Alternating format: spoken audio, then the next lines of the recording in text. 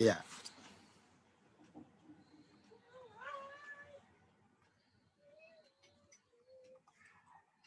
Sekali lagi visi dan misi dalam melayani. Ya, jadi kalau nggak kuat di dalam visi dan misi dalam melayani, berarti bisa dipastikan tuh banyak kalian akan tumbang dalam PPL itu ya. Atau bisa juga nggak bikin apa-apa. Ya, jadi banyak sekali orang menunggu digerakkan. Ngerti maksudnya ya? Jadi misalnya kalau dia nggak digerakkan, dia nggak berbuat apa-apa. Nah itu bahaya itu. Ya, jadi itu bahaya sekali. Jadi kalau kita PPL seperti ini, seharusnya kita kita berinisiatif. Ya, jadi inisiatif itu harus sangat kuat dari kita. Ya, harus sangat kuat dari kita sehingga memudahkan kita untuk apa? Untuk melayani. Ya, jadi maksud saya begini, jangan karena disuruh baru kita bergerak.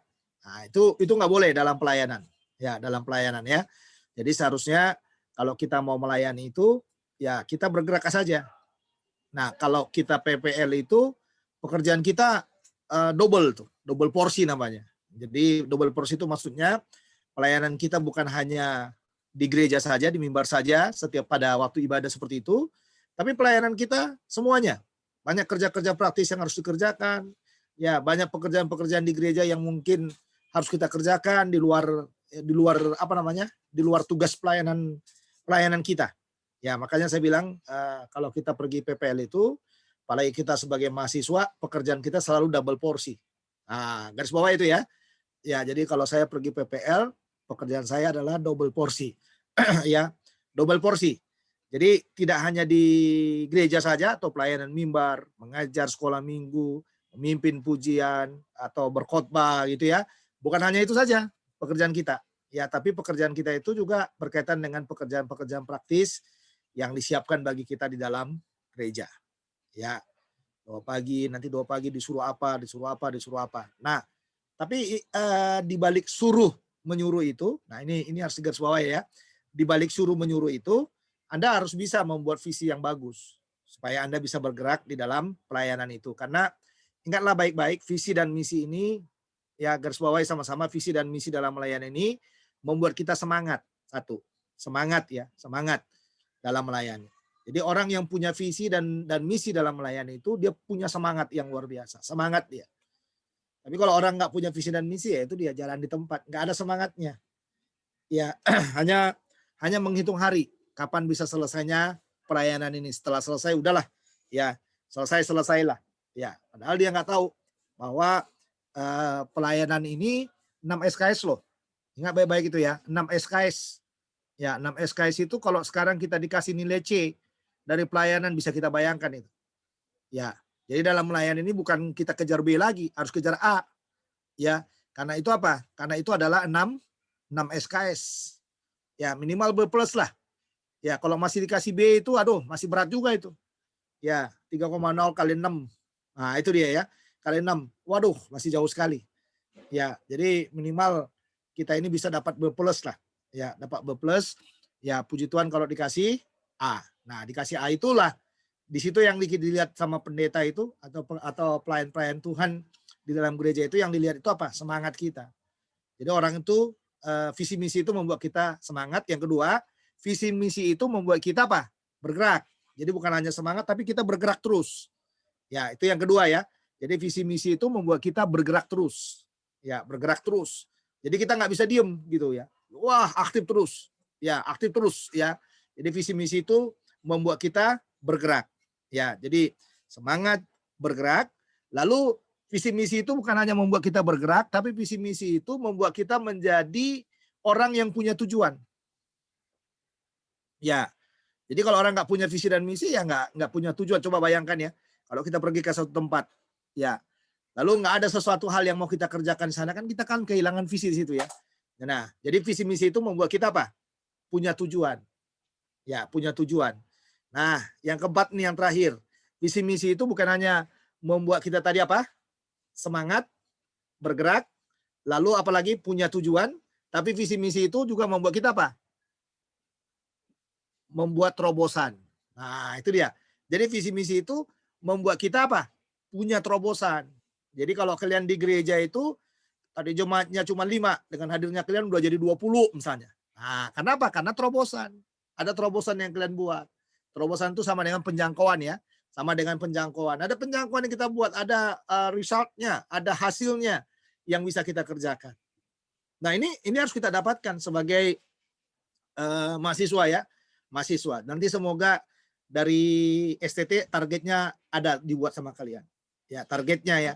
Jadi biasanya kan kalau kita itu targetnya kita kan bisa bikin satu pos pemuritan contohnya, atau satu pos PI misalnya, dengan ya katakanlah jumlah jemaat berapa gitu. Nah, jadi ada terobosan. Terobosan itu berkaitan dengan apa? Berkaitan dengan penginjilan itu loh. Ya, ini yang diabaikan selalu sama mahasiswa yang pergi PPL, ya kan? Mahasiswa yang pergi PPL itu jarang sekali saya mendengar kesaksiannya kita itu saya memenangkan sekian jiwa buat Tuhan. Nah, itu jarang. Saya sudah mulai saya masuk ke Dulos itu, ya hanya 1-2 mungkin yang pernah melakukan itu. Ya, hanya 1-2 yang pernah melakukan itu. Tapi selebihnya apa? Hanya gelas-gelas kaca. Gelas-gelas kaca aja itu. Ya, gelas-gelas kaca itu apa?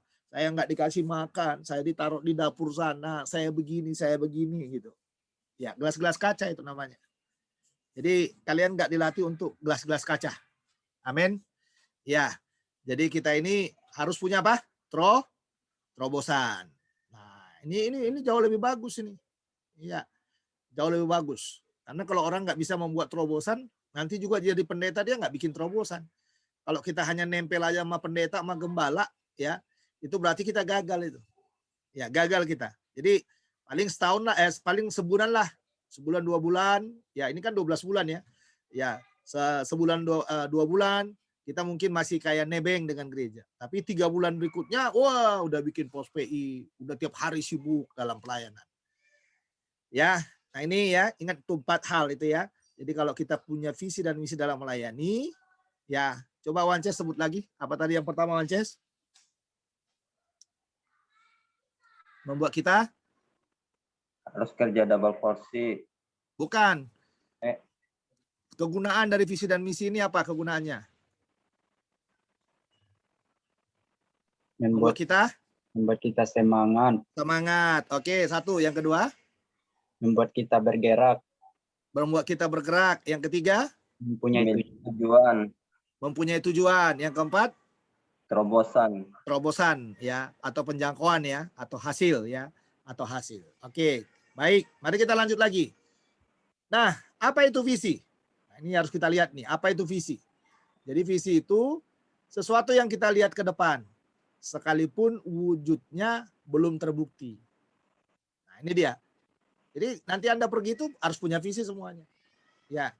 Jadi Anda harus bikin ya visinya ya. Nanti pas pengutusan saya tanya itu. Satu-satu harus membuat visinya. Apa visinya ke sana?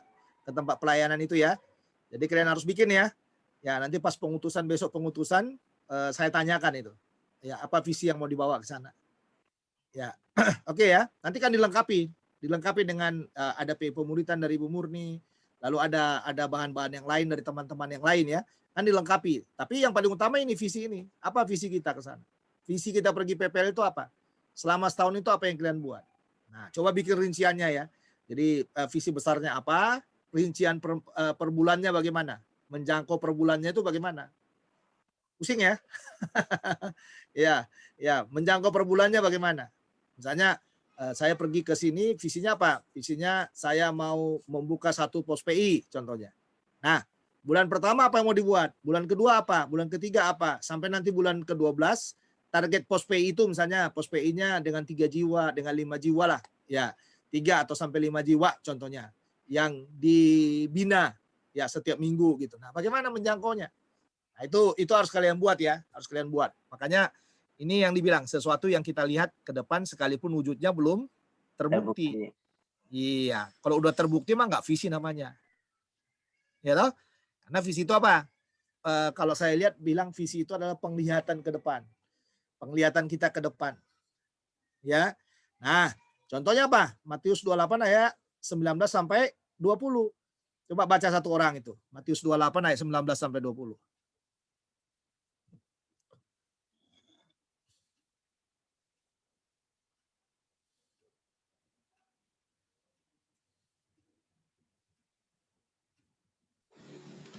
Ini Pak, Matius 28 ayat 19 sampai 20. Ya, silakan. Karena itu pergilah jadikanlah semua bangsa muridku dan baptislah mereka dalam nama Bapa dan Anak dan Roh Kudus, dan ajarlah mereka melakukan segala sesuatu yang telah kuperintahkan kepadamu, dan ketahuilah aku menyertai kamu senantiasa sampai akhir zaman. Nah, ini jadi contohnya visi besar kita itu ini, melaksanakan amanat agung itu, visi besar kita. Melaksanakan amanat agung dengan cara apa? Jangan cara pergilah. Pergi ngapain? Nginjil. Ngerti ya? Pergi untuk menginjil. Ya, lalu pergi untuk apa? Membaptis.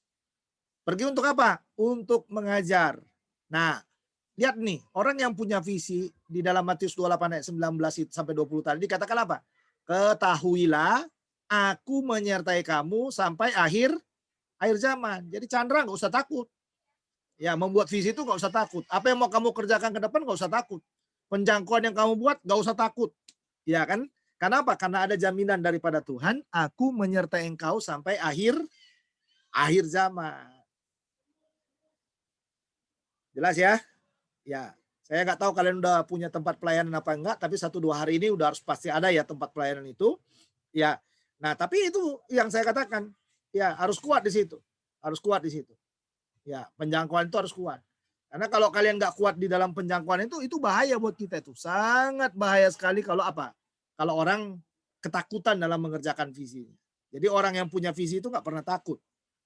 Ya, makanya kenapa dia nggak takut, saudara? Karena jaminan tadi, ketahuilah aku menyertai kamu sampai akhir zaman. Gitu? Ya, jadi Tuhan itu tidak menyertai kita tanggung-tanggung sampai akhir zaman. Dalam Alkitab terjemahan lama itu sampai kesudahan zaman. Ya, sampai kesudahan zaman. Jadi sampai kesudahan zaman itu sampai berakhirnya penginjilan yang kita lakukan itu, Tuhan itu menyertai kita. Jadi makanya kalian harus punya visi ke depan. Amin. Ya, jadi jangan nggak bergerak ya teman-teman ya. Ya, jadi jangan hanya memenuhi kuota pergi apa istilahnya itu kalau PPL itu adalah memenuhi tugas pelayanan contohnya atau tugas dari sekolah misalnya, dari kampus misalnya. Enggak, itu bukan itu maksud kita. Jadi maksud kita itu adalah kita belajar bagaimana melengkapi diri kita dengan baik. Oke. Nah, ini yang dibilang di sini, apa yang saudara lihat ke depan yang perlu pembuktian? Nah, ini perlu kita lakukan nih. Apa yang kita lihat ke depan yang memerlukan pembuktian? Nah, itu tadi ya. Ya, misalnya kasih kembali ke tempat bapaknya, penggembalaan contohnya. Ya, pulang kampung contohnya, pulkam contohnya ya. Pulang kampung ke penggembalaan bapak, jangan nempel sama bapaknya terus, gerejanya bapaknya yang diurusin, jangan saudara. Harus ada dibuat, harus ada oleh-oleh yang ditinggalkan terakhir. Kenangan yang ditinggalkan terakhir dalam pelayanan itu yaitu apa? Saya selalu bilang satu pos PI. Pos PI itu bisa bicara tentang apa? Tentang pembinaan di situ saudara buat, pemuritan bisa di sana, atau orang-orang yang baru dimenangkan saudara bina di situ. Jadi satu pos PI ya, kita pakai istilahnya kita adalah satu pos PI, satu pos pekabaran Injil. Ya, tapi kalian yang pegang, jangan pendeta yang bikin itu, kalian yang bikin. Ya, kalian yang bikin. Bagaimana menjangkaunya, ya kan? Ya, misalnya kalau Chandra pergi ke mana namanya, ke Jambi contohnya, ke daerah sawit contohnya gitu kan. Nah, Chandra harus bisa bikin di sana. Ada gereja pusatnya, tapi harus bisa bikin lagi ke sawit sebelah sana gitu. Ya, satu pos PI misalnya gitu. Ya, nah seperti itu. Saya nggak tahu ya. Saya berharap sih jangan PPL di Jakarta lah. Kalau orang mau maju itu jangan di Jakarta, muter-muter di Jakarta ngapain? Ya, ya muter-muter di Jakarta gitu ya. Kecuali memang diperlukan nggak apa-apa ya, tapi ya jangan muter-muter di Jakarta lah ya. Itu kalau di Jakarta itu karena pilihan aja itu ya, pilihan dan keterdesakan. Tapi kalau di Jakarta juga seharusnya ya bikin terobosan juga ya, nah makanya dikatakan dalam apa, dalam jangka waktu 2 semester 12 bulan. Coba bikinlah, bisa juga gini bikinnya kan, 1 semester penjangkauan. Diharapkan dalam 1 semester sudah ada 5. Semester yang kedua pembinaan. Di samping pembinaan mungkin nambah 2 jadi 7 atau nambah 3 jadi 8 misalnya gitu. Puji Tuhan nambah banyak. 1 gereja gitu, 1 tahun 1 gereja kan luar biasa itu saudara. Ya. Ya, kemuliaan yang luar biasa. Kalau udah 1 gereja ya kalian nggak usah pulang lagi. Ya, nggak usah pulang lagi karena kan Kalau kuliah masih online kan kuliah aja online, ngapain pulang? Bina aja di situ ya nggak? Iya, karena kita sudah bersama dengan jemaat, ngapain ke Jakarta, capek-capek ke Jakarta lagi tuh. Iya, karena kita sudah punya pos PI. Ya, kalian punya 20 aja, 15 atau 10, 10 sampai 15 yang kuat. Wah, itu udah luar biasa itu. Udah luar biasa. Ya, kalau kampus masih online bilang sama kampus, "Pak, saya udah selesai PPL, ini nilainya, Pak. Saya mau melanjutkan pelayanan di sini karena kampus masih online, saya ikut online dari sini aja." Nah, itu keren tuh, Saudara itu. Ya, daripada di Jakarta muter-muter, kasihan dong gitu kan. Nah, itu dia. Jadi mendingan dari sana toh ya. Nah, itu dia. Makanya kita itu harus punya visi yang kuat. Ya, makanya saya mulai pengajaran ini dengan visi. Jadi visi itu perlu kuat. Jangan sampai bergerak tanpa visi. Ya, orang yang bergerak tanpa visi, nah itu dia. Dia jadi pesuruh lama-kelamaan di situ. Ya, tapi kalau dia punya visi, wah kuat. Pendeta juga menyadari itu. Wah, ini orang yang kuat nih katanya gitu. Ya, oke lah. Dia tinggal ngelihat aja. Karena kan udah konsisten pasti kan. Kerja praktisnya jalan. Nanti jam sekian dia udah pergi. Nanti dia pulang lagi. Wah, itu luar biasa itu. Iya. Nah, makanya 2 semester, 12 bulan nih. Nino, dengar nih Nino, 12 bulan. Kalau saudara di mana? Di gereja atau di sekolah. Nah, kalau masuk ke sekolah lebih enak bikin post pay-nya. Kenapa? Karena anak-anak itu tinggal ambil aja 5, 6, 7 orang, ya injili dia dengan baik, apalagi ketemu yang bukan orang percaya contohnya, wah ini paling enak kalau di sekolah. Penjangkauannya lebih cepat. Ini rata-rata anak PAK ya semua ya. Itu dia. Anak PAK itu mulai dari sekolah aja. Ya, mulai dari sekolah itu. Jadi ada pembinaan yang udah dibuat itu. Bila penting foto sama saya tiap bulan. Foto ke saya aja, nggak usah ke itu. Ya, kalau saya kan, waduh, kalau saya senang itu kalau ada melihat orang memenangkan jiwa, waduh saya bahagia sekali itu. Ya, foto aja. Ini Pak, berkat visi misi yang disampaikan di pembinaan PPL ini hasilnya. Nah, itu dia, foto aja. Nah, ini saudara. Ini penting sekali. Karena apa? Karena kita yang PAK ya. Saya juga orang PAK sebenarnya. Terakhir doktornya dokter teologi. Ya, tapi saya sebenarnya lebih banyak apa? Berkutat di pendidikan agama Kristen di PAK. Jadi, saya sangat senang sekali kalau seandainya kalian itu bisa menjangkau apa? Menjangkau orang-orang yang benar-benar ya, orang-orang yang benar-benar di sekolah itu. Ya, apalagi kalau dia misalnya orang-orang ugal-ugalan yang sama sekali nggak tahu tentang Yesus itu perlu dijangkau itu. 1000 kali dia bilang dia Kristen, jangkau aja dulu, injili dulu sampai dia terima Yesus sebagai Tuhan dan juru selamat pribadi, ya kan? Sama seperti Kasih dulu itu kan yang bengong-bengong datang di kampus, ya kan? Ngapainlah saya di kampus ini katanya? Saya injili dia. Ya, saya injili dia. Nggak tahu si Kasih masih ingat nggak itu saya injili dia. Ya, mudah-mudahan masih ingat, nggak melupakan sejarah ya, Kasih ya. Masih ingat, Pak. Ya, jadi saya injil. Dia lagi bengong, lihat orang rame, dia bengong, wajahnya tidak punya pengharapan, saya ada samperin aja. Ya kan? Saya samperin, saya injili, sampai dia terima Yesus. Setelah terima Yesus itu saya melihat perubahan besar terjadi dalam hidupnya. Gitu. Ngerti maksudnya ya? Ngerti maksudnya ya? Kalau orang punya Yesus dalam hatinya, wah, jadi sesuatu yang besar itu akan terjadi dalam hidupnya. Tapi kalau orang nggak punya Tuhan Yesus dalam hatinya, ya ngaco dia hidupnya, ngaco itu pasti. Apapun yang dibuatnya pasti hal-hal yang paling terkacau di dunia yang dia kerjakan. Oke, begitu ya. Baik, kita lanjut lagi. Nah, ini Kisah Rasul 1 ayat 8. Keuntungannya dikatakan jadi saksi kita di sini. Ya. Keuntungan kita jadi apa? Jadi saksi. Jadi orang yang punya visi itu dia akan bergerak jadi saksi. Ya, coba baca nih Kisah Rasul 1 ayat 8 supaya lebih jelas dulu ayatnya. Kasih, baca kasih.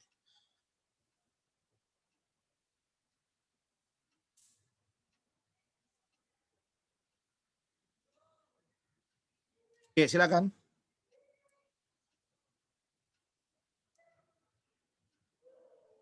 Kisah Rasul 1 ayat 8. Tetapi kamu akan menerima kuasa kalau Roh Kudus turun ke atas kamu, dan kamu akan menjadi saksiku di Yerusalem dan di seluruh Yudea dan di Samaria dan sampai ke ujung bumi. Oke, itu dia. Kamu akan menjadi apa? Saksiku. Dari mana? Dari yang dekat. Nah, itu tadi yang sekolah itu loh. Sekolah yang kalau kita di sekolah itu ya udah sekolah itu aja. Nah, nanti habis dari situ apa? Tetangganya siswa yang kita menangkan itu. Dari tetangganya siswa yang kemenangkan itu, temannya lagi yang lebih jauh lagi. Sampai ke ujung-ujung buminya. Ya, ini kalau tekun dikerjakan berhasil kalian. ya berhasil kalian. Tapi kalau kalian nggak tekun mengerjakannya, ya nggak berhasil sih. Ya, nggak berhasil ya. Jadi, tapi kita harus bisa bergerak. Jadi visi itu harus ada. Berapa jiwa? Satu pos PI misalnya, satu pos PI itu berapa jiwa gitu. Coba nanti itu visinya ya, dibaca itu pokoknya. Ingat baik-baik. Besok pokoknya di pengutusan saya dengar tuh visinya apa. Ya. Ya. Saya masuk ke sekolah ini akan membuat pos PI, satu pos PI gitu, pos pembinaan di sekolah itu. Jadi jangan hanya ngajar ke sekolah itu. Ngerti maksudnya ya? Jangan ngajar, hanya ngajar. Ngajar itu hanya batu loncatan supaya ada banyak orang yang kita kenal. Dari batu loncatan itu kita akan melihat ini orang-orang punya Yesus apa enggak. Nah, kalau dia enggak punya Tuhan Yesus, disitulah kita mulai apa? Aktif di dalam penginjilan. Ya, jangan lupa 4 hukum rohani itu. Nanti minta dari Ibu Murni yang mengajar PI dan pemuritan ya. 4 hukum rohani itu harus dihafal mati. Ya, sekarang udah berkembang itu. Ya, harus udah berkembang dengan berbagai macam metode dan cara. Ya, saya sudah mengikuti pelatihan-pelatihan LPM itu banyak ya. Dan saya melihat mereka berkembang itu, saudara. Sangat berkembang. Yang terakhir yang kami ikuti adalah pelayanan digitalnya mereka melalui film Yesus. Ya, melalui film Yesus, tapi ditayangkan melalui apa? Melalui jaringan. Ya, jaringan itu maksudnya jaringan internet seperti ini. Ya. Nah, jadi wah luar biasa itu, penjangkauannya cepat itu. Ya. Ya, mereka aja setiap hari itu ya. Jadi mereka ada jam globalnya mereka itu ya, atau world view-nya mereka. Waduh, luar biasa sekali. Ya, tiap hari bisa kita lihat tuh berapa yang di seluruh dunia. Nah, itu dia. Itu jangkauannya itu. Nah, jadi kalian harus bisa bikin kayak gitu. Di sekolah itu harus bisa bikin kayak gitu. Ngerti maksudnya ya? Oke, lanjut ya. Visinya adalah jadikanlah semua bangsa muridku. Ya, ini tadi udah saya singgung ya. Jadikanlah semua bangsa muridku. Di mana? Jadi ini tentang ini aja, langsung aja potong nih visinya. Jadikanlah semua bangsa muridku di mana itu mau bikinnya? Ya, di mana itu? Nah, bagaimana mewujudkannya? Dengan cara pergilah. Kalian harus pergi. Makanya kalian diutus untuk pergi. Lalu apalagi dikatakan baptislah. Ya, ini baptislah. Bangsa-bangsa juga jangkauannya. Lalu ajarlah bangsa-bangsa. Ya. Kalau kita mungkin nggak sekedar ke bangsa-bangsa, tapi ke suku-suku bangsa ya. Ya, suku-suku yang belum kita jangkau. Ya, saya yang belum tahu tempat PPL kalian di mana, saya nggak tahu persis, tapi nah ini wujud penjangkauannya seperti ini kira-kira. Ya, makanya dikatakan jadikanlah semua bangsa muridku. Jadi mewujudkannya dengan cara apa? Pergilah, baptislah, ajarlah. Wah, ini saudara. Nah, lalu yang berikutnya, coba kita lihat apa itu misi.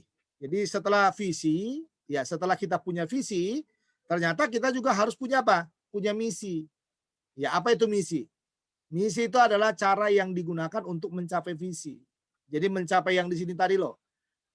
Menjadikan bangsa muridku di apa itu? Di GKB apa itu? GKB Kepulauan Riau contohnya. Ya. GKB Kepulauan Riau. Nah, bagaimana caranya membuatnya ini dia? Nih, cara yang digunakan untuk mencapai visi itu apa? Nah, ini contoh amanat agung. Kalau kita lihat nih pergi kemana? Ya, pergi kemana? Ya, kemana mau pergi Nino? Ke Kupang kah? Oh, saya pergi ke SD 001 Palas Kupang misalnya. Palas ya. Ya, Palas Kupang contohnya ya. Ya, contohnya seperti itu. Apa yang harus dikerjakan 12 bulan di sana itu? Ya, apa yang harus dibuat di sana 12 bulan itu? Ada langkah tertentu yang harus dibuat. Lalu hasilnya apa? Ya, pokoknya hasilnya kita itu satu pos P itu aja. Itu. Berapa isinya nanti ya tergantung Tuhan kan. Tapi kalian harus punya iman yang besar dong mengatakannya. Kalaupun nggak terjangkau ya nggak apa-apa juga. Nggak apa-apa juga. Tapi sudah dikerjakan. Karena Alkitab bilang apa? Allah yang menilai pekerjaan kita. Jadi bukan manusia yang menilai pekerjaan kita. Yang tidak boleh itu adalah kalau kita tidak punya visi. Kalau kita punya visi, ya hasilnya bagaimanapun Allah yang akan menilainya. Ya. Oke. Jelas ya? Silakan kalau ada yang mau bertanya. Ada yang mau ditanya silakan.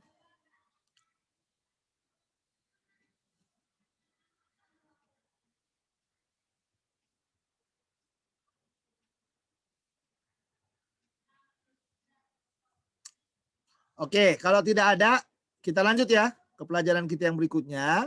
Nah, ini yang topik kita yang harus kita pelajari hari ini, yaitu mana tadi ini?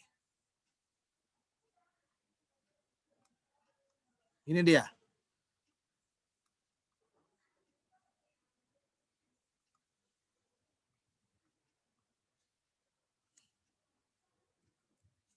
Nih, apa kata Alkitab tentang pelayanan? Nah, ini dia. Ini bicara tentang dasar-dasar Alkitab tentang melayani. Nah, ini jadi udah punya visi besar. Nah, ini kita harus tahu nih. Ya, apa itu pelayanan? Ya, apa itu pelayanan? Ya. Jadi apa kata Alkitab tentang pelayanan? Nah, mari kita lihat di sini. Dasar Alkitabnya 1 Petrus 4 ayat 10. Layanilah seorang akan yang lain sesuai dengan karunia yang telah diperoleh tiap-tiap orang sebagai pengurus yang baik dari kasih karunia Allah. Jadi kata kuncinya adalah layanilah seorang akan yang lain. Ya, jadi di balik visi yang besar itu ada pelayanan. Ya, jadi visi itu tidak akan pernah bisa terjangkau, tidak pernah bisa terselesaikan kalau kita tidak melayani. Jadi visi itu hanya bisa kita selesaikan dengan cara apa? Dengan cara kita pergi melayani. Ya, jadi kalau orang nggak pergi melayani, ya tidak ada jangkauan buat dia gitu loh. Makanya dikatakan pergilah ya layanilah seorang akan yang lain sesuai dengan karunia yang telah diperoleh tiap-tiap orang sebagai pengurus yang baik dari kasih karunia Allah. Nah, lihat di sini kita diutus di sini. Karena di sini dikatakan kita diutus untuk apa? Untuk melayani orang lain. Jadi pengutusan yang akan dilakukan oleh STT Dulos kepada saudara itu adalah untuk melayani orang lain. Ini harus kita pegang ini. Jadi kita pergi untuk melayani. Yang kedua kita melayani sesuai dengan apa? Dengan karunia.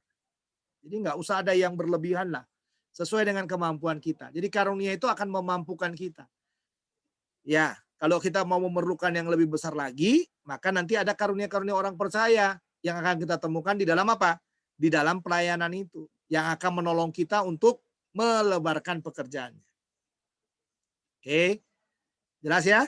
Lalu yang berikutnya apa lagi? Melayani sebagai pengurus yang baik dari kasih karunia Allah. Nah, kalau dikatakan pengurus yang baik di sini, Anda nggak boleh lalai. Anda adalah pengurus yang baik yang harus bagaimana? Yang harus disiplin. Jelas ya? Yang harus disiplin. Yang harus benar-benar apa? Yang harus benar-benar konsisten dengan pelayanannya. Jangan hari ini baik, besok tidak baik lagi.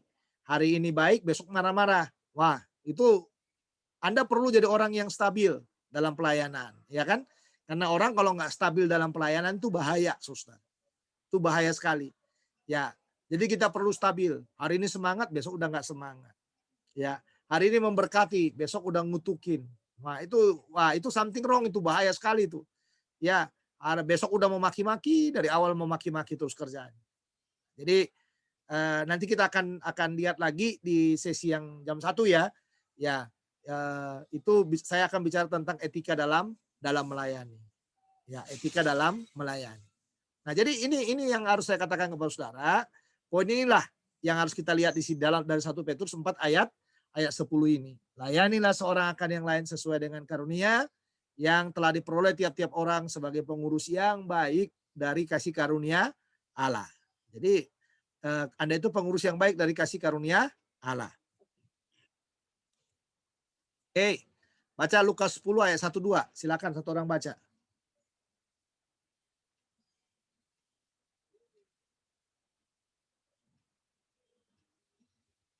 Lukas 10 ayat 1 dan 2. Silakan satu orang.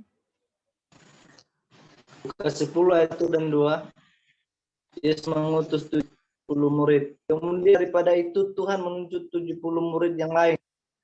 Lalu mengutus mereka berdua mendahuluinya ke setiap kota dan tempat yang hendak dikunjunginya. Katanya kepada mereka, tuaian memang banyak tetapi pekerja sedikit. Karena itu mintalah kepada Tuhan yang mempunyai tuaian supaya ia mengirimkan pekerja untuk tuaian itu. Iya. Jadi di situ kita lihat di Lukas 10 ayat 1 dan 2 itu ada kata mengutus ya. Mengutus itu. Nah, ternyata mengutus ini dikatakan sebagai suatu kebiasaan. Karena yang dipakai apa? Modus imperatif present dalam bahasa Yunani itu. Jadi mengutus sebagai suatu kebiasaan karena apa? Karena Tuhan yang perintahkan. Ya, jadi makanya setiap tahun kita mengutus orang pergi PPL. Ya, bahkan kadang-kadang setiap semester ya, tergantung sudah cukup nggak SKS-nya dia. Tapi setiap tahun pasti ada pengutusan. Dan itu sebagai suatu kebiasaan bagi kita untuk mengutus. Ya, kebiasaan karena apa? Karena Tuhan yang perintahkan. Oke. Lalu dikatakan mengutus sebagai memenuhi target, penuai. Nah, itu ya. Itu yang dibilang tuaian banyak tetapi pekerja sedikit. Jadi kalau kalian pergi ke daerah, ya wah tuaian di sana banyak, tapi yang ada tinggal seorang pendeta gitu. Ya, makanya hadirnya kalian membantu untuk menjangkau. Ya, menjangkau ya pekerjaan yang belum terjangkau itu. Ya, menjangkau pekerjaan yang belum terjangkau itu. Nah, lalu yang ketiga dikatakan kita diutus ke berbagai apa? Kota, ada yang di kota mungkin, ya ada di desa atau tempat-tempat yang memerlukan. Ya, ke tempat-tempat yang memerlukan. Mana tempatnya? Ya, tergantung kita di mana tempatnya kita pergi. Itulah yang memerlukan kita. Oke, jelas ya teman-teman ya. Nah, lalu yang bagian yang berikutnya dikatakan apakah pelayanan itu? Ya, apakah pelayanan itu? Definisi dalam bahasa Yunaninya adalah diakonos, sama dengan melayani. Jadi pelayanan adalah menggunakan apapun yang telah Tuhan berikan kepada saya untuk melayani dia dan kebutuhan orang lain. Jadi ini, pelayanan adalah menggunakan apapun. Apa yang Tuhan kasih? Ada karunia, ada talenta, ada kemampuan-kemampuan khusus. Mungkin ada dana yang Tuhan kasih sama kita. Berdoa supaya kita dilengkapi dengan dana juga. Supaya mempermudah kita untuk pelayanan. Ya, tapi kalaupun nggak ada dananya, ya Tuhan pasti akan berikan lewat orang-orang tertentu. Ya, makanya dikatakan pelayanan adalah menggunakan apapun yang telah Tuhan berikan kepada saya. Ya, dikatakan untuk apa? Untuk melayani dia dan kebutuhan orang lain. Untuk melayani dia dan kebutuhan orang lain. Jadi kita harus tahu itu, saudara, melayani dia dan kebutuhan orang lain itu. Nah, dari definisi ini bisa kita kembangkan di sini dia. Kita melayani dalam 3 arah. Ya, melayani 3 arah, yaitu kepada Tuhan, kepada orang percaya, dan kepada orang yang belum percaya. Oke, kepada Tuhan apa yang harus kita buat? Penyembahan melalui persekutuan pribadi kita. Ini jangan lupakan saudara ya, jangan lupakan pelayanan ini. Ya, jangan lupakan pelayanan ini. Saudara harus punya apa? Saudara harus punya hubungan yang intim dengan Tuhan, persekutuan yang intim dengan Tuhan. Karena apa? Kalau orang tidak punya persekutuan yang intim dengan Tuhan, maka pelayanannya itu akan kering, pelayanannya itu akan kosong. Ya, dia akan seperti tong kosong yang nyaring bunyinya. Ya, makanya saya sangat senang sekali kalau mahasiswa itu sangat akrab dengan Tuhannya. Ya, akrab dengan Tuhannya. Itu bagus sekali itu, saudara. Ya, jadi bukan akrab dengan dosennya, bukan, tapi akrab dengan Tuhannya. Nah, itu paling penting itu. Ya, bukan akrab dengan pendetanya, bukan, tapi akrab dengan Tuhannya. Karena kalau dia udah akrab dengan Tuhannya, dia pasti akrab dengan siapapun. Ya, tapi kalau dia bermusuhan dengan Tuhannya, dia pasti bermusuhan dengan banyak orang. Ya kan? Makanya saya heran kalau ada orang yang akrab dengan Tuhan, tapi di mana-mana dia jadi destroyer. Ya, tahu destroyer ya? Jadi batu sandungan. Ya, jadi perusak. Di mana-mana dia jadi perusak. Nah, itu bahaya itu, saudara. Jadi supaya tidak jadi destroyer, Anda harus punya ya keintiman dengan Tuhan, punya penyembahan yang bagus dengan Tuhan. Ya. Yang kedua adalah kepada orang percaya. Ya, kepada orang percaya. Itu dalam Ibrani 6 ayat 10. Lewat apa?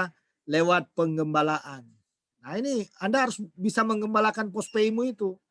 Ya, jadi kalau kita gabung dengan pendeta, kita ikut menggembalakan namanya di situ. Ikut menggembalakan.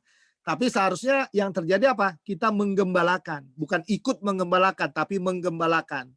Nah, kalau menggembalakan berarti itu adalah sesuatu yang kita bangun sendiri. Ya. Paham ya? Paham ya? Ya. Ya. Jadi nggak salah sih ikut mengembalakan, tapi kan masa ikut mengembalakan terus masih kecil Pak, belum lulus. Oh, enggak, kan tadi jelas diutus. Ya enggak? Kan jelas kan di atas tadi kan kita itu diutus. Diutus oleh siapa? Diutus oleh STT Dulus. Supaya apa? Supaya saudara bisa jadi gembala. Selama setahun mengembalakan yang dimulai dari nol sampai ada hasilnya. Gitu. Ya, harus punya target deh pokoknya. Jadi nggak bisa lagi kita sekedar ya udah pergilah, lakukan aja gini, buat ini. Waduh, nggak punya terobosan. Ini saya agak keras ya. Mulai tahun ini kalau saya diminta ngajar PPL itu, ya saya akan agak mulai keras. Ya, mulai keras di sana.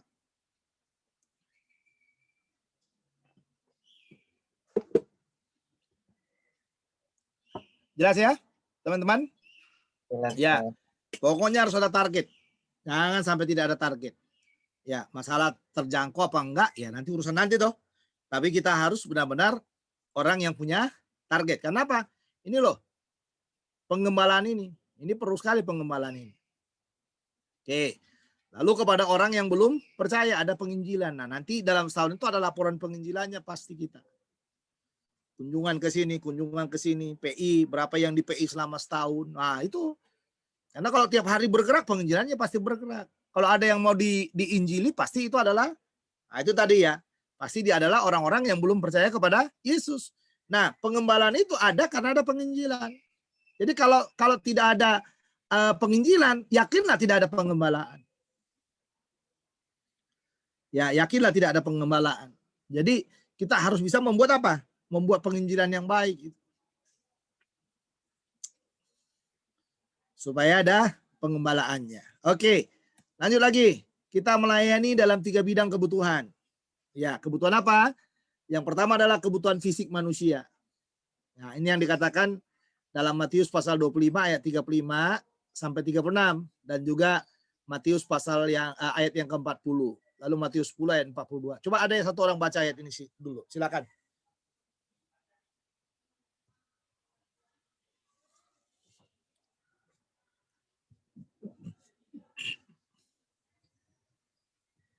Silakan. Matius 25 ayat 35 sampai 36 dan ayat 40. Satu orang. Silakan baca. Matius 25 ayat 35. Ketika kamu memberi aku makan, ketika aku haus, kamu memberi aku minum, ketika aku seorang asing, kamu memberi aku tumpangan, ketika aku telanjang, kamu memberi aku pakaian, ketika aku sakit, kamu melawat aku, ketika aku di dalam penjara, kamu mengunjungi aku. Sampai berapa? 36. Udah 36?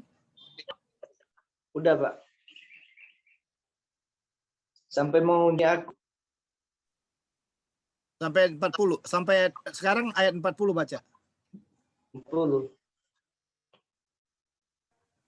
Dan Rai Ishak menjawab mereka, aku berkata kepadamu, sesungguhnya segala sesuatu kamu bukan usaha orang dari saudaraku yang paling hina ini, kamu telah melakukannya untuk aku. Nah, itu maksudnya itu. Ngerti maksudnya ya? Jadi sebenarnya kalau kita melayani kebutuhan fisik dari orang yang kita layani itu, kita sebenarnya melakukannya buat Yesus. Pak, Tetap permisi, ya? Pak, permisi dulu. Aku tutup kamera ya, Pak. Ya. Oke, bentar, Pak. Ya, nangkap ya. Jadi kalau kita bisa melayani ya, melayani kebutuhan fisik dari orang yang kita layani itu, kita melakukannya buat Tuhan Yesus. Nah, lalu apalagi di sini? Ada yang disebut dengan kebutuhan emosi manusia. Ya, kebutuhan emosi manusia yang dicatat dalam 1 Tesalonika 5 ayat 14. Coba baca lagi itu.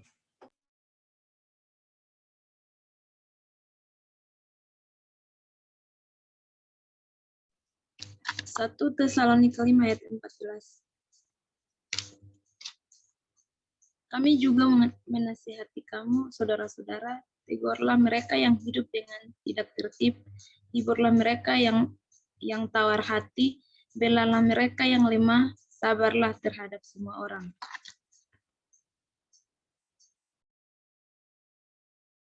Kebutuhan emosi ya, kebutuhan emosi itu manusia itu harus dilayani. Ya. Seringkali orang cuman apa? Cuman bicara yang di sini, kebutuhan rohani manusia. Yang penting dia udah berkhotbah, yang penting dia udah menyampaikan firman, yang penting dia sudah mengajar. Tapi sebenarnya yang rohani yang di sini ini akan kelihatan di kebutuhan fisik dan emosinya. Atau yang rohani ini akan ditampilkan dalam apa? Dalam emosi. Jadi kalau orang stabil, rohaninya stabil, emosinya pasti stabil. Kalau fisik kan ini kebutuhan sehari-hari ya. Ini bicara makanan dan minuman. Tapi kalau stabil juga rohaninya, saya sangat percaya juga. Karena Matius 6 ayat 33 bilang apa? Janganlah kamu khawatir akan apa yang hendak kamu makan, hendak engkau pakai. Ya. Lalu ayat 33 bilang apa? Tetapi carilah dahulu kerajaan Allah dan kebenarannya, maka semuanya itu akan ditambahkan kepadamu.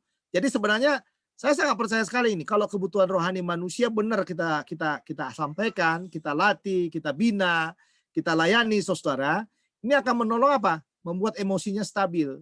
Dan juga kebutuhan fisiknya juga akan stabil. Karena setidak-tidaknya dia tidak lagi apa? Tidak lagi menjadi orang yang hanya sekedar mencari uang dalam hidupnya dia. Ya, atau memerlukan kebutuhan-kebutuhan dari keperluannya. Tetapi dia sudah mengerti bersyukur. Ya, jadi apa yang Tuhan berikan, apa yang Tuhan siapkan, apa yang Tuhan adakan bagi dia, itu sudah sesuatu yang membawa dia bahagia setiap hari. Ya, membawa dia bahagia setiap harinya. Nah, jadi ini catatan yang bisa kita lihat di sini, teman-teman ya. Jadi kita bisa lihat bahwa memang tidak mudah untuk melakukan keseimbangan kepada tiga hal ini. Ya, jadi rohani. Sebenarnya kalau saya lebih suka dari rohani ini. Kalau rohani ini benar kuat, emosi juga stabil. Fisiknya juga stabil. Ya. Tapi kalau rohaninya nggak stabil, semua nggak stabil. Makanya kenapa tadi saya katakan kepada kalian harus jadi hamba Tuhan yang suka yang membangun keintiman dengan Tuhan. Itu supaya apa? Itu tadi dia. Supaya setidak-tidaknya kalian yang melayani itu stabil. Bagaimana kita melayani Tuhan, kita nggak stabil. Ya kan? Jadi orang itu perlu stabil. Setiap hari dia perlu stabil dalam hidupnya dia. Jelas ya? Oke. Nah, lalu yang berikutnya dikatakan, kita lihat tujuan pelayanan. Kenapa sih kita melayani? Tujuannya apa? Nah, ini dia tujuannya. Ada rupa-rupa pelayanan, tetapi satu Tuhan. Kepada tiap-tiap orang dikaruniakan pernyataan roh untuk kepentingan bersama. Kamu semua adalah tubuh Kristus dan kamu masing-masing adalah anggotanya. Jadi Tuhan ingin memakai saya untuk apa? Menolong orang lain menuju kedewasaan. Ini tujuan pelayanan kita. Ya, jadi Tuhan itu mau kita menolong orang lain menuju ke kedewasaan. Makanya Anda harus dewasa. Bagaimana mungkin anak-anak menuntun orang kepada kedewasaan? Atau bayi menuntun orang kepada kedewasaan. Jadi Anda tidak boleh jadi bayi. Jelas ya saudara ya. Jadi Anda harus menjadi orang yang dewasa supaya apa? Supaya Anda bisa menuntun orang kepada kedewasaan. Ya. Nah, lalu lihat lagi sana tentang prioritas pelayanan. Mengapa penting bagi saya? Ini kita harus jelas di sini, prioritas pelayanan kita. Mengapa ini penting bagi saya? Yang pertama, saya telah diciptakan untuk pelayanan. Ingat ini baik-baik. Kalian diciptakan untuk pelayanan. Yang kedua apa? Saya telah diselamatkan untuk pelayanan. Ya, kalian selamat untuk pelayanan juga. Untuk bisa melayani. Yang ketiga apa? Saya telah diberi kuasa untuk pelayanan juga. Ya, saya telah diberi kuasa untuk pelayanan. Nah, ini paling penting saudara. Saya telah diberi kuasa untuk pelayanan. Makanya itu yang saya bilang tadi, jangan ada yang takut dalam melayani. Karena Matius 28 itu udah jelas ya. Aku menyertai engkau senantiasa sampai akhir zaman. Sampai kesudahan zaman. Tuhan itu menyertai kita. Oke. Lalu apa lagi? Saya bukan seperti yang saya pikirkan. Saya bukan seperti apa yang Anda pikirkan. Tetapi saya adalah apa yang Allah katakan. Jadi di sini kebenaran yang mengubahkan. Identitas utama saya dikatakan saya adalah pelayan Yesus Kristus. Dan harus kita yakin ini. Bahwa kita ini adalah pelayan daripada Yesus Kristus. Ya, pelayan daripada Yesus Kristus. Nah, lalu yang berikutnya dikatakan lagi, saya telah diberikan karunia untuk pelayanan. Jadi semua kita punya karunia untuk pelayanan. Tidak ada di antara kita yang tidak punya karunia untuk pelayanan. Ya, saya telah diberikan karunia untuk pelayanan. Yang berikutnya, saya telah diberi kuasa untuk pelayanan. Nah, ini dia ya, diberi kuasa di sini. Ya, dalam apa aja kita dikasih kuasa. menyembuhkan orang sakit, mendoakan orang sakit, ya, apalagi menolong orang yang stres mungkin, ya. Tapi Tuhan tuh dikatakan, ya, kita itu diberi kuasa ya untuk pelayanan. Lalu yang berikutnya, saya telah diperintahkan untuk pelayanan. Kita diperintahkan untuk pelayanan. Lalu apalagi? Saya harus diperlengkapi untuk pelayanan. Ya, jadi kita diperlengkapi. Hadirnya kita itu diperlengkapi. Kekurangan kita diperlengkapi. Apapun yang kita lakukan diperlengkapi. Ada orang-orang yang diutus oleh Tuhan untuk memperlengkapinya. Oke, lalu yang berikutnya apa lagi dikatakan di sini, tubuh Kristus membutuhkan pelayanan saya. Ya enggak? Ya, tubuh Kristus membutuhkan pelayanan saya. Ini harus kita ingat nih. Anda pergi ke sana, ke tempat itu, ada tubuh Kristus, ada gereja, ada anggota jemaat yang membutuhkan pelayanan saudara. Kuatlah di situ. Ya. Lalu apa lagi? Pelayanan selalu berlangsung dalam konteks apa? Keluarga gereja. Jadi pelayanan kita itu harus bicara keluarga gereja. Nggak boleh lepas. Mau di sekolah ya keluarga gereja. Karena gereja itu siapa? Siapa itu gereja? Gereja itu adalah mereka yang percaya kepada Tuhan Yesus, yang mengakui Tuhan Yesus sebagai Tuhan dan juru selamat pribadinya. Itulah gereja. Ya kan? Itulah gereja. Nah, karena itu adalah gereja, makanya itu yang dikatakan tadi. Dimanapun kita berada, kita harus menjadikan gereja-gereja itu bersatu dalam satu keluarga. Ya. Nah, lalu apa lagi? Saya bertanggung jawab atas pelayanan saya. Nah, ini penting ini saudara. Saya bertanggung jawab atas pelayanan saya. Jadi jangan sampai Anda tidak bertanggung jawab atas pelayananmu. Ya. Saya bertanggung jawab atas pelayanan saya. Apalagi yang berikutnya, saya akan diberi upah untuk pelayanan saya. Entah upahnya di sorga atau upahnya di bumi. Ya, tapi jangan melayani untuk mengejar upah. Ya, karena bagi Alkitab itu, bagi pelayanan itu, upah itu otomatis mengikuti. Jelas ya? Upah itu otomatis mengikuti. Ya, upah itu otomatis mengikuti. Oke, prosedur bagaimana mengenali pelayanan saya. Ini Roma 12 ayat 1 sampai 8. Langkah yang pertama dikatakan apa? Persembahkan tubuh saya. Ya, persembahkan tubuhmu. Ya. Nah, dalam ayat 1 dikatakan apa? Aku menasihatkan kamu supaya kamu mempersembahkan tubuhmu sebagai persembahan yang hidup, yang kudus dan yang berkenan kepada Allah. Itu adalah ibadahmu yang sejati. Jadi persembahan tubuh. Jadi kalau kita mau mengenali pelayanan kita dengan baik, saudara, kita bisa melayani dengan baik. Hidup kita ini harus sepenuhnya milik Tuhan. Jangan milik pacar. Ya, jelas ya saudara ya. Ya, harus miliknya Tuhan. Kalian kan belum berkeluarga ya. Jadi bagaimanapun tubuh kita ini adalah miliknya Tuhan. Kecuali sudah berkeluarga. Ya, kecuali sudah berkeluarga. Ceritanya sudah berbeda ya. Tapi kalau orang belum berkeluarga, semua tubuhnya itu adalah miliknya Tuhan. Saya berkeluarga juga, tubuh saya ini paling utama adalah milik daripada siapa? Milik daripada Tuhan. Jelas ya? Nah, langkah yang kedua, hilangkan gangguan-gangguan yang berkompetensi. Gangguan itu apa? Ini tadi. Janganlah kamu menjadi serupa dengan dunia ini. Ya. Karena kalau kita serupa dengan dunia, wah kita mengalami gangguan-gangguan dalam pelayanan kita pasti. Ya. Jelas ya? Ya, mengalami gangguan. Anda suka minum? Itu gangguan yang berkompetensi. Ya, pas minum gini. Ya, Wances, kenapa kamu minum? Ya kan Pak, ayatnya ada dalam Alkitab Pak. Di kalangan pemabuk saya harus jadi pemabuk gitu misalnya. Karena Paulus bilang kan di kalangan orang Yahudi aku seperti orang Yahudi, di kalangan orang Yunani aku seperti orang Yunani, di kalangan orang berdosa aku seperti orang berdosa katanya. Ya contohnya gitu ya, contohnya gitu. Lalu suatu ketika ketahuan dia minum nih, tanya, kenapa Wances kau minum? Kok kamu bisa mabuk kayak gitu? Iya Pak, karena saya menerapkan apa kata Alkitab. Ya Alkitab kan bilang Pak, di kalangan orang seperti ini kita harus jadi seperti itu. Nah jadi kebetulan nih Pak, daerah jangkauan saya ini pemabuk. Jadi di kalangan para pemabuk saya juga jadi pemabuk. Wah itu saudara. Bahaya itu Wances kalau kayak gitu. Ya. Nah, itu menjadi apa? Gangguan yang berkompetensi menggagalkan kita dalam pelayanan. Justru di kalangan pemabuk itu ya jangan mabuk. Supaya orang yang apa namanya? Yang mabuk itu melihat kesalehan hidup kita dan dia bisa dimenangkan untuk Tuhan. Jelas ya?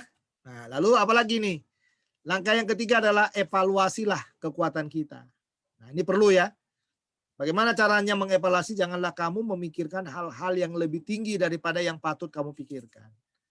Ya, tapi jangan juga memikirkan yang di bawah, yang bisa dipikirkan saja, jangan.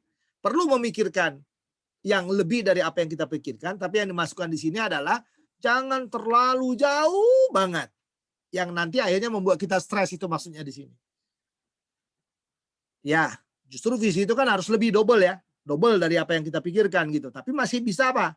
Masih bisa masuk logika untuk kita pikirkan. Ya, tetapi hendaklah kamu berpikir begitu rupa sehingga kamu menguasai diri menurut ukuran iman. Nah, jadi berpikir itu apa? Ukuran imannya. Jadi kalau mudah melampaui iman, ya melampaui iman, nah itu yang berbahaya katanya. Ya, jadi dia harus berpikir menurut ukuran imannya. Karena ukuran imannya itu yang membawa dia masuk ke dalam apa? Terobosan itu. Ya, masuk ke dalam terobosan itu. Jangan juga kan memikirkan, Tuhan bagaimana saya bisa salto dari gunung sana ke bawah. Ya, pada waktu dilihat oleh banyak orang, maka orang-orang yang melihat salto saya itu akan bertobat semuanya. Nah, itu sudah melampaui apa yang saudara pikirkan. Ya, yang ada saudara mati pasti habis salto. Jelas ya, saudara ya? Jelas ya? Benar ya? Nah, itu yang dibilang melampaui. Tapi kalau kita memikirkan Tuhan satu pos PI 1 tahun 8 itu. Bagaimana cara menjangkaunya selama saudara masih bisa menghitung dengan baik, nah itu masih bisa dipikirkan cara membuatnya. Iya, gitu ya saudara ya. Ya, makanya dikatakan sehingga kamu menguasai diri menurut ukuran iman yang dikaruniakan Allah kepada kamu masing-masing. Langkah yang keempat. Langkah yang keempat dikatakan apa? Bekerja samalah dengan orang lain, orang percaya lain. Nah, ini bekerja sama ini perlu saudara. Jadi sama seperti satu tubuh, sama seperti pada satu tubuh kita mempunyai banyak anggota, tetapi tidak semua anggota itu mempunyai tugas yang sama. Demikian juga kita, walaupun banyak adalah satu tubuh di dalam Kristus, tetapi kita masing-masing adalah anggota seorang terhadap yang lain. Ya, ini perlu nih, yang disebut bekerja sama ya, bekerja samalah dengan orang lain ini perlu. Ya, bekerja sama dengan pendeta, bekerja sama dengan para pengerja, bekerja sama dengan jemaat, ya kan? Sampai terwujud pos PI-nya kita. Nah, itu saudara ya, sampai terwujud pos PI-nya kita. Kan perlu kerja sama lah. Jangan sampai nggak kerja sama. Harus kerja sama. Ya. Oke. Implikasi. Ya, implikasi dari pelajaran Paulus tentang tubuh. Ini perlu kita lihat nih. 1 Korintus 12 ayat 1-3. Dikatakan tiap anggota adalah pelayan dalam tubuh Kristus. Jadi kita ini harus sadar bahwa kita adalah salah satu pelayan dari tubuh Kristus itu. Jelas ya? Lalu yang kedua adalah tiap anggota memiliki fungsi yang berbeda. Jadi Anda punya fungsi sebagai mahasiswa PPL, yang sana punya fungsi sebagai jemaat, yang sana punya fungsi sebagai pekerja. Fungsi kita berbeda-beda. Ya, tetapi visi kita sama. Nah, itu visinya harus sama, yaitu menjangkau orang yang belum dijangkau, ya, atau melaksanakan amanat agung. Ya, melaksanakan amanat agung. Jelas ya, saudara ya. Lalu apa lagi dikatakan? Tiap anggota ya mempunyai pelayanan yang penting. Jadi pelayanan kita itu sama-sama pentingnya semuanya. Jangan ada yang mengatakan ini lebih penting. Nah, itu yang membuat pendeta tersinggung. Ya, jadi pelayanan itu sama-sama penting. Anda membuat pos PI, pendeta mengembalakan, Anda mengembalakan, nah sama-sama penting semuanya. Ya, lalu apalagi tiap anggota saling memiliki. Nah, ini Anda harus latih nanti di situ. Dalam pos PI itu harus dilatih bahwa tiap anggota itu harus saling memiliki satu dengan yang lainnya. Ya, tapi saling memiliki ini bukan negatif ya, positif. Misalnya memiliki tempat, memiliki ruang, memiliki waktu, memiliki kesempatan. Nah, itu dia. Tiap anggota itu harus saling memiliki. Jadi kita juga saling memiliki. Kalau kamu terluka, saya terluka. Harus seperti itu ya. Kalau kamu merasa sakit, saya juga merasa sakit. Oke. Nah, ini yang langkah yang kelima ini. Tadi langkah yang keempat kan? Langkah yang kelima dikatakan aktifkan karunia saya. Kita harus mengaktifkan karunia kita. Jadi kita mempunyai karunia yang berlain-lainan menurut kasih karunia yang dianugerahkan kepada kita. Jadi ada karunia bernubuat, melayani, mengajar, menasihati, membagi-bagikan, memberi pimpinan, menunjukkan kemurahan dan lain sebagainya. Tapi harus bersinergi. Jadi kalau sendiri-sendiri yang nggak bisa sendiri-sendiri. Harus bersinergi. Oke, baik. Saya rasa cukup ya yang sampai di sini. Ya, cukup sampai di sini. Silakan kalau ada yang mau bertanya.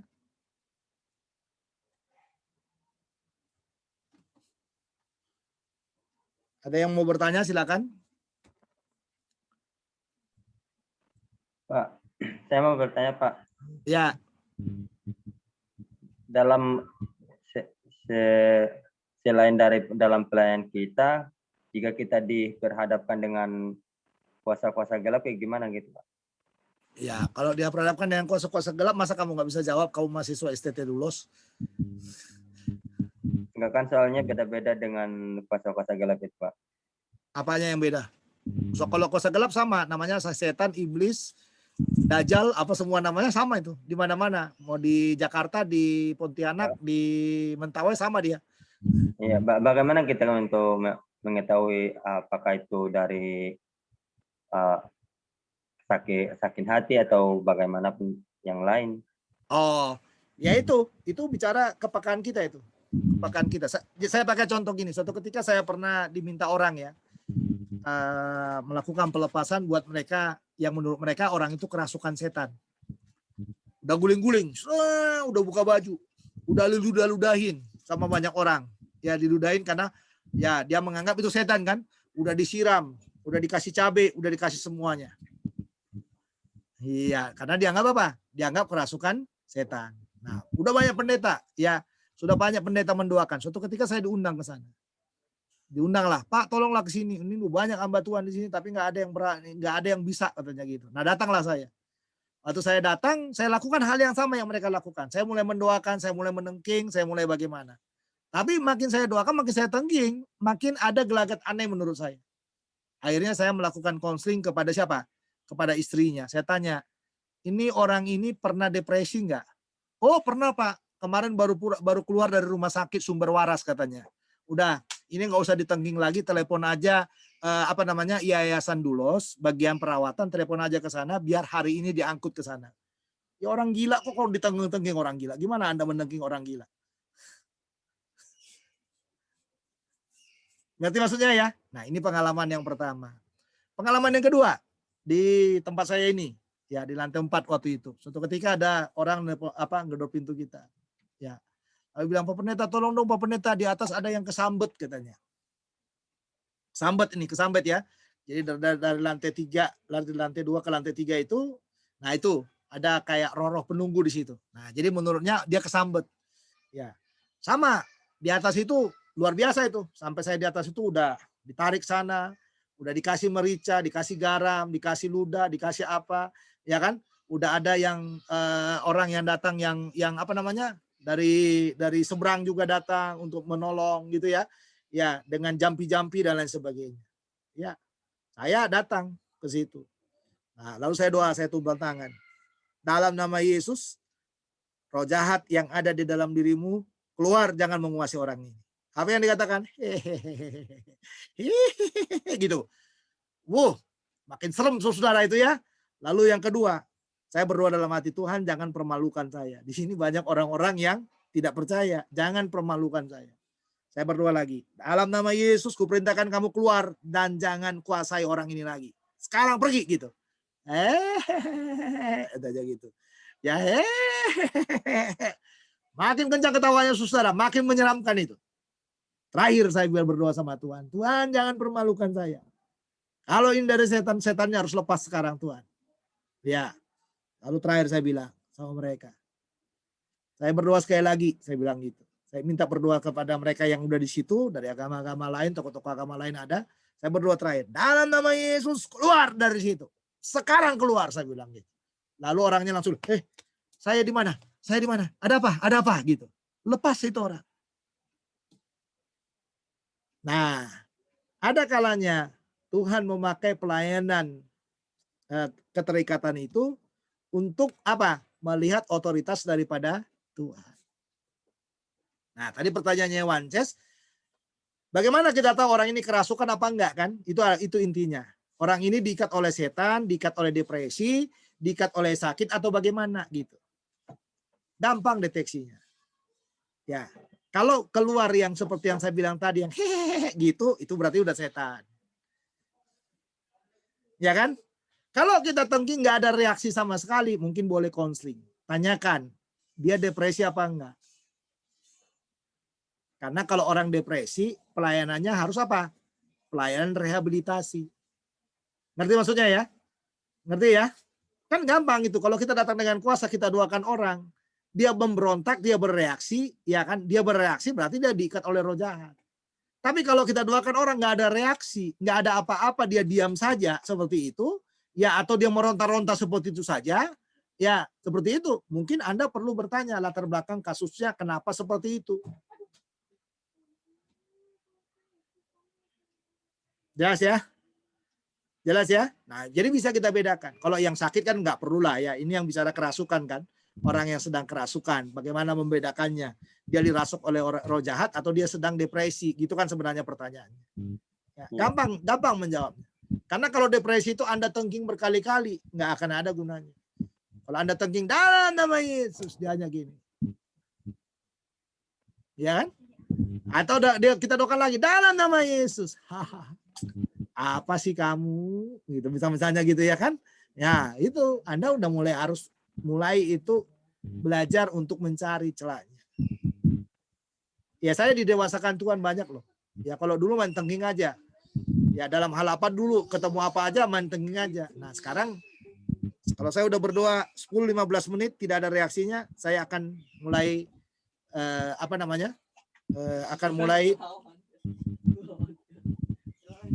akan mulai apa? Akan mulai konseling di sana. Ya, ini baru-baru ini juga ada kasus di Ciputat juga seperti itu. Udah didoakan dari tengking, saya udah tahu orang itu pasti nggak kerasukan roh jahat. Iya. Dia perlu pelayanan. Jelas ya? Nangkap nggak nih, teman-teman? Nangkap, Pak. Oke. Jadi harus bisa membedakan di situ. Ya, makanya sebelum melayani kayak gitu Anda harus banyak apa? Harus banyak berdoa, harus banyak komunikasi dengan Tuhan. Oke, silakan lagi. Ada lagi?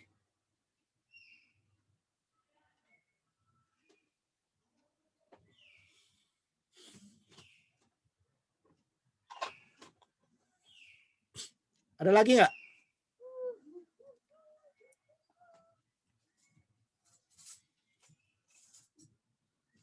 Ya, kalau tidak ada lagi, saya ingatkan ya, malam ini coba buat visinya apa. Jadi apa namanya tadi? Melaksanakan amanat agung di mana? Itu aja visinya ya. Jadi jangan supaya nggak susah-susah melaksanakan amanat agung di mana. Ya. Lalu misinya adalah yang pertama apa? Membuka satu pos PI.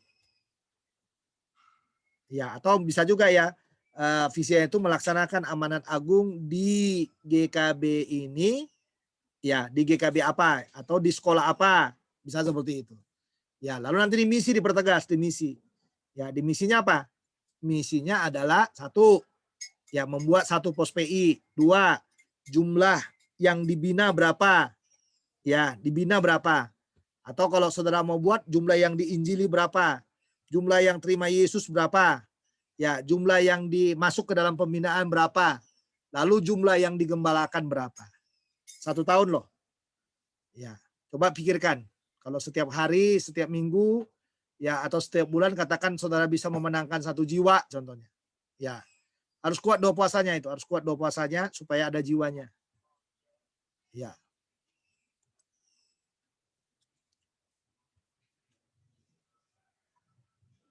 Oke. Nanti besok harus ada ya. Udah harus ada. Saya akan ikut di pengutusan, akan saya tanya. Kalau enggak, pokoknya sebelum kita ibadah pengutusan saya tanya dulu itu. Ya, saya akan selah. Sebelum kali dipimpin nanti saya akan potong dulu. Visinya apa, misinya apa. Harus jelas dulu visi misinya lah. Ya, jelas ya. Nah, nanti pas pulang harus saya dengar kesaksiannya. Ya, pulang dari sana apa kesaksiannya. Nah, itu baru hidup itu. Ya, jangan nanti apa kesaksiannya. Saya dilibas sama pendeta, saya dipukulin, muka saya merah-merah. Wah, bukan itu, Suster. Ya, saya nggak dikasih makan, kasihan banget hidup saya, gitu ya. Ah, itu jangan, itu bukan kesaksian, Suster. Ya, saya nggak mau yang lebay-lebay. Ya, tapi kalau dibilang saya hampir ditangkap polisi, wah, saya hampir ditangkap oleh massa, wah itu karena jangan bilang karena saya pacarin anak orang, jangan juga, Saudara ya, ya karena saya melayani orang yang seperti, jangan itu ya, harus seperti itu ya. Ya, saya hampir dikawinkan hukum adat gitu karena saya lama-lama di rumah perempuan. Nah, kalau di Kalimantan kan kayak gitu ya. Ya, di hukum adat kali ya. Kalau lama-lama di rumah wanita. Ya. Jelas ya, Saudara ya. Nah, ini harus kuat nih, harus kuat. Saya nggak mau. Ya, saya nggak mau kalian tidak kuat di dalam visi. Harus kuat dalam visi misi, dan tadi visi misi itu ditopang oleh apa? Oleh memaknai apa itu pelayanan. Oke. Ada lagi nggak? Kalau nggak ada kita akhiri, nggak apa-apa. Ya. Nanti saya kirim bahan dan rekamannya supaya kalian bisa dengar lagi. Ya. Tapi mungkin rekamannya udah di YouTube ya. Nanti kalian bisa lihat ke YouTube ya. Ya. Nanti saya kirim linknya. Ya. Baik. Kalau sudah tidak ada, ya mari kita berdoa bersama-sama. Bapa dalam surga, terima kasih buat pelajaran hari ini. Tolonglah mahasiswa yang akan berangkat PPL ini yang sedang dalam pembinaan dalam 2 hari ini, supaya mereka boleh menangkap visi, misi, dan hal-hal yang lain dalam pengajaran yang ada, supaya Engkau dimuliakan di atas semuanya. Berkatilah hidup mereka, biarlah mereka boleh melakukan segala sesuatu untuk hormat dan kemuliaan bagi nama-Mu. Terima kasih, sertai mereka dalam menuliskan visi misi, sesuai dengan jangkauan yang akan Tuhan berikan kepada mereka, biarlah mereka boleh menuliskan itu dengan baik. Terima kasih, terpujilah nama-Mu, dalam nama Yesus kami sudah berdoa. Amin. Baik, selamat pagi semuanya ya. Kita foto dulu. Ya, Pak.